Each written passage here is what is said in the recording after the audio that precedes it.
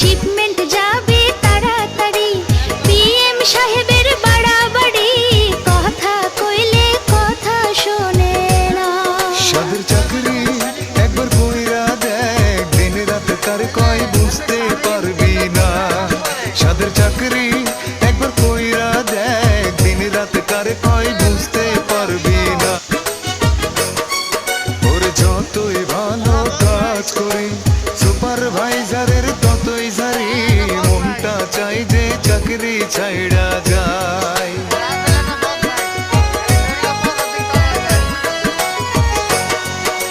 shipment যাবে Likey